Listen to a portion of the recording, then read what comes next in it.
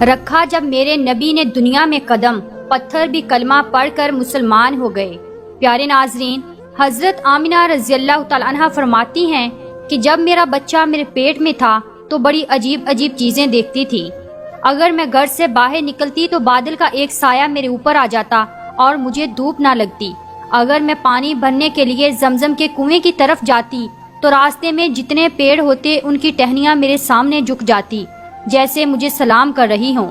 میں حیران تھی کہ آخر یہ سب میرے ساتھ ہی کیوں ہو رہا ہے، اور جب زمزم کے کنویں کے پاس پہنچتی تو نیچے کا پانی اپنے آپ اوپر آنے لگتا اور بالکل اوپر منڈیر تک آ جاتا اور میں اپنے ہاتھوں ہی سے بالٹی پکڑ کر پانی بھر لیتی تھی۔ مکہ کی عورتیں مجھے زمزم کے کنویں کے پاس کھڑے رکھتی تھی اور مجھے جانے نہیں دیتی تھی۔ وہ کہتی تھی کہ اے آمنہ، تم تھوڑی دیر اور کھڑی رہو، ورنہ تمہارے جانے سے یہ پانی ابھی نیچے چلا جائے گا اور پھر ہمیں پانی بھرنے میں بہت تکلیف ہوگی۔ اسی طرح حضرت آمنہ رضی اللہ تعالیٰ عنہ فرماتی ہیں کہ میں عورتوں سے سنا کرتی تھی کہ جب بچہ پیٹ میں ہوتا ہے تو ماں کو بہت زیادہ تکلیفیں جھیلنی پڑتی ہیں، کبھی ہاتھ پاؤں میں درد، کبھی سر میں درد، کبھی الٹی ہونا، کبھی بخار ہونا اور کبھی چڑچڑا پن آ جانا۔ یہ ساری باتیں سن کر مجھے اپنے بارے میں بڑی حیرانی ہوتی تھی کہ مجھے تو ان 9 مہینوں میں کوئی ایسی تکلیف دیکھنے کو نہ ملی، یہاں تک کہ جب تک میرا بچہ میرے پیٹ میں رہا تو میرے سر میں درد تک نہ ہوا۔ اسی طرح حضرت آمنہ کو بڑے عجیب عجیب خواب بھی نظر آتے تھے۔ وہ فرماتی ہیں کہ جب میں رات کو سوتی تو مجھے خواب نظر آتا کہ میرے جسم کے اندر سے ایک نور نکلا ہے اور اس نے ساری دنیا کو روشن کر دیا ہے۔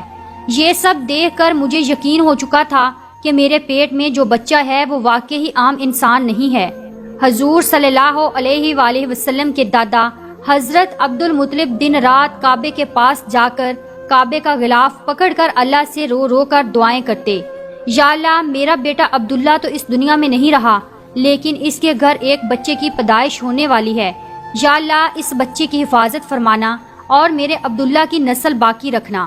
حضور صلی اللہ علیہ وآلہ وسلم کے سارے چچا اسی انتظار میں رہتے تھے کہ میرے بھائی عبداللہ کے گھر بچہ کب پیدا ہوگا۔ یہودیوں کی کتاب توریت میں لکھا ہوا تھا کہ جب آخری نبی آئے گا تو اس کے پیدا ہونے سے 10 دن پہلے آسمان پر ایک لال رنگ کا ستارہ نکل کر چمکنے لگے گا۔ تو جب حضور صلی اللہ علیہ وآلہ وسلم کے پیدائش کے 10 دن بچے تو آسمان پر وہ ستارہ نکل آیا۔ اسے دیکھ کر یہودیوں میں بگدڑ مچ گئی اور ان کے عالموں نے سارے یہودیوں کو جمع کیا اور کہا، دیکھو آسمان پر لال تارا چمکنے لگا ہے، اس کا مطلب ہے کہ وہ آخری نبی آنے والا ہے۔ جا کر معلوم کرو کہ اس وقت مدینے میں کس کے ہاں لڑکے کی پیدائش میں 10 دن بچے ہیں۔ یہودیوں نے جا کر مدینے میں معلوم کیا تو وہاں بہت سی عورتیں حمل سے تھیں، لیکن ابھی کسی کا وقت قریب نہیں آیا تھا، کسی کے 2 مہینے باقی تھے تو کسی کے 4 مہینے۔ ان یہودیوں نے آ کر اپنے عالموں کو بتایا کہ مدینے میں ایسا کوئی بچہ پیدا ہونے والا نہیں ہے، تو ان کے عالموں نے کہا کہ اب مکہ میں جا کر دیکھو۔ تو سارے یہودی مکہ پہنچے اور آ کر معلوم کیا کہ وہاں کس کے گھر بچے کی پیدائش ہونے والی ہے۔ ان لوگوں نے بتایا کہ ہاں یہاں مکہ میں 5 عورتیں ایسی ہیں جن کے گھر بچے کی پیدائش ہونے والی ہے۔ تو ان یہودیوں نے کہا کہ نہیں، ایسے بچے کی پیدائش کہ جس کا باپ وفات پا چکا ہو، یعنی جس کا باپ اب اس دنیا میں نہ رہا ہو۔ لوگوں نے بتایا کہ ہاں عبد المطلب کا پوتا پیدا ہونے والا ہے۔ اس بچے کے باپ عبداللہ کی ابھی کچھ مہینے پہلے وفات ہو گئی تھی۔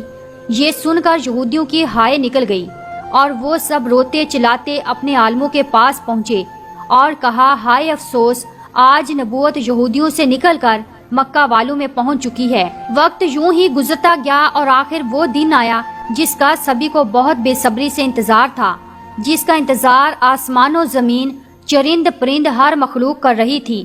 آج اس بچے کی پیدائش ہوئی جس کی وجہ سے اس دنیا کو بنایا گیا۔ اگر وہ نہ ہوتا تو شاید کچھ بھی نہ ہوتا۔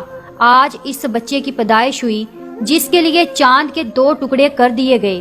آج اس بچے کی پیدائش ہوئی جس کی خاطر سورج کو اپنی جگہ پر روک دیا گیا اور اللہ نے حکم دے دیا کہ اے سورج ابھی مت ڈوبنا، کیونکہ میرے حبیب محمد صلی اللہ علیہ وآلہ وسلم نے ابھی عصر کی نماز نہیں پڑھی ہے۔